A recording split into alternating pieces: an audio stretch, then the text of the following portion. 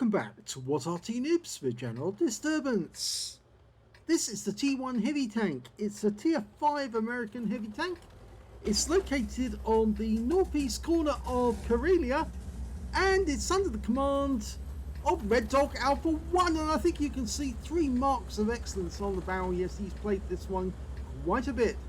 Now, there are bots in this game. He is from the Australian New Zealand server, so you have to tolerate bots, really, I'm afraid, because they can't get enough players sometimes in the day, so they have to put them in, otherwise they just wouldn't get a game. T1 heavy tank, what can I tell you about it? Well, it was a series of heavy tanks that they started work on in May of 1940, and they built a series of 9 of them, including one experimental one. They never saw action, although they could have, because the Americans in Europe, in theatre, fighting Germany, desperately needed heavy tanks to actually come out and help them deal with the problems of tigers and panthers, because they were being very, very difficult to kill.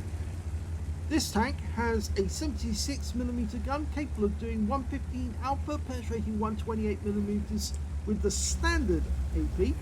With the premium rounds, it will actually go through 177, so a decent amount of pen for a tier 5.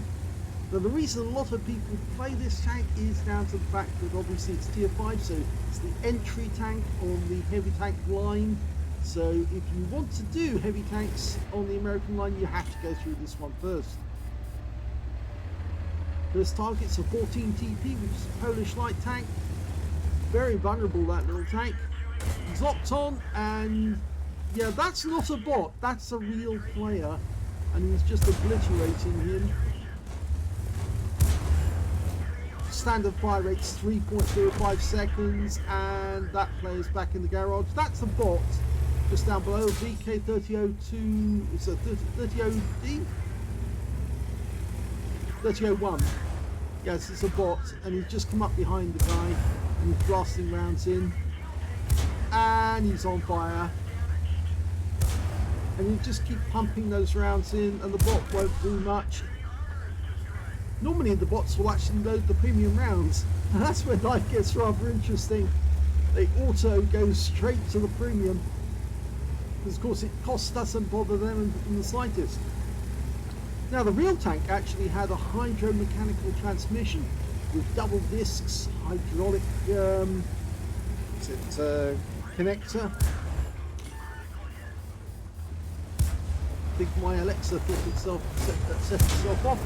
Oh dear, he's bullying this M5 to death, and this is a real fight. Is it? No, it's a bot. It is a bot. But he's tearing it to shreds, and there you go. He actually is receiving fire from enemy tanks out there. He took 2 shots from the Stuart and another one from the M10 RBFM, who's popped himself out in the open. Now, that's a real player. He's trying to auto aim on. He should actually just try to manually aim it, because otherwise the guy's going to pull back behind cover. But he's getting these rounds in, and it won't be long before that guy's gone as well.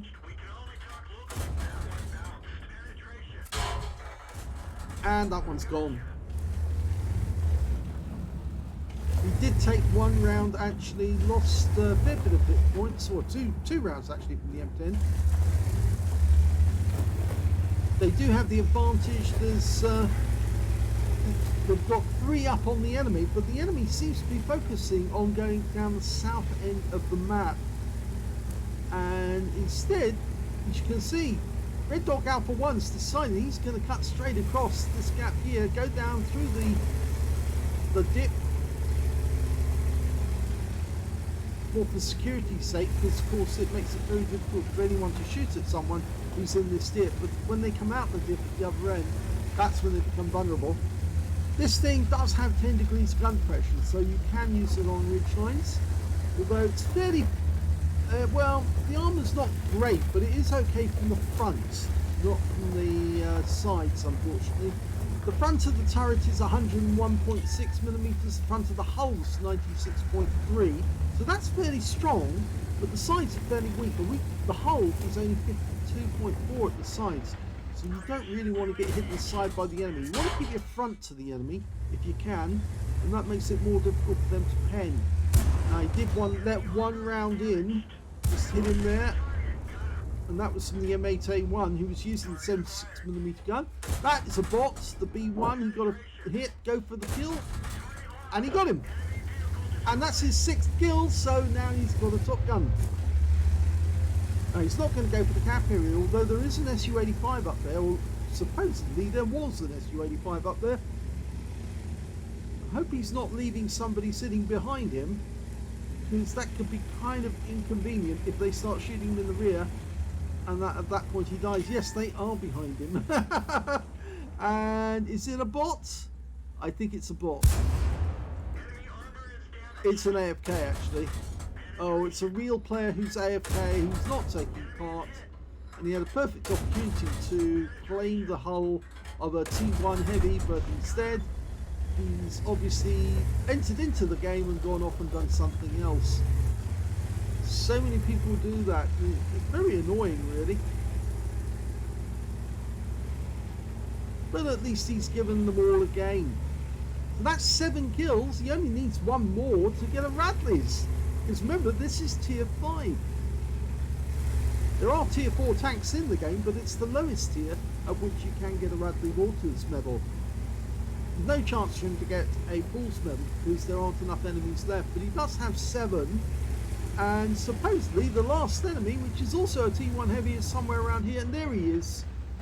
And is that a real player? It is a real player, and he's looking at us. He's still trying to use the standard AP. Oh, side of the turret, yes, and 1 shot kills him, gets him the Radleys, and wins the game. Yes, it was a reduced numbers game. Here's the end of battle stats, and that was an ace tanker game for Red Dog Alpha 1 and the T1 Heavy tank. He also managed to get a duelist for taking down 2 tanks who damaged him, a 5 for effect for doing more damage than hit points to his own vehicle, a bruiser medal for getting at least 5 critical hits, in fact he got 8. He got an epic medal, he got a Radley Walters medal for killing at least 8 enemy vehicles in that game, as well as a high caliber for dealing the most damage in the game, a top gun for getting at least 6 kills, and because he blocked the most damage, he actually got a steel wall out of that one as well. His win 8 out of the battle, 18,672. Yes, unfortunately, it's one of the side effects of having bots in the game. You can get the better of them, but sometimes they get the better of you. Well, yes, but if Red Dog Alpha 1's got 3 marks on his barrel and his team is rather good, and he managed to get the better of the bots on this occasion. Let's have a look at team score. Well, easily got the highest damage, but the closest one to him was the Semivente, who managed 2,269, whilst Red Dog Alpha 1 got 2,958. The best on the enemy team was their AFK, the SU-85, who managed 996. He wasn't fully AFK, he was actually in the battle, did get some damage, did get a kill, but then obviously gave up and decided to do something else instead, and just left his tank there. Either that or he disconnected. He could have been out in the bush and the satellite went to the wrong angle or whatever, and he disconnected that way. You never know. If he's on the Australian-New Zealand server, he could be one of the players who are way out there somewhere and just wasn't able to carry on with the game at all because it disconnected. Anyway, we look at number of kills, we can see it's easily Red Dog Alpha 1 with 8 kills, 2 kills for the Semivente, 1 kill for the rest.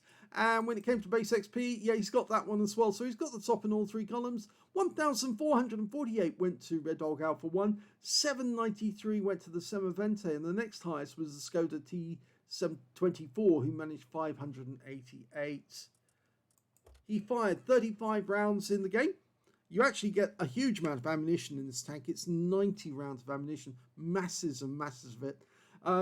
33 direct hits on the enemy, 30 penetrations. You can see during that battle, he was firing standard AP. So he was actually benefiting from the standard AP in getting the credits. 2,958 hit points, all of it done at close range. Oh no, not some of it. 1 shot, 179 was actually at long range. I do apologise, yes, to get 1 long range shot. 24 hits received from the enemy, only 6 of which penetrated. Those are the shots that went through the side, or where the enemy, like the M10, managed to get a couple in while he was just turning towards him. 15 non-penetrations and 3 hits by way of splash damage, 880 hit points of damage blocked by armor, 6 enemy vehicles spotted, 8 enemy vehicles damaged, 8 destroyed, and 282 hit points of damage resistance. He earned 57,819 credits for the battle, but after repair and ammunition resupply, he still came away with a profit of 51,599 credits on a premium account, but he would have made a profit on a free-to-play account as well. He got 25 bonds for completing a mission and 2,172 XP for the battle, times 2 for the first victory, 4,344 experience points altogether. So the T1 Heavy, well, let's have a quick look at the armor profile.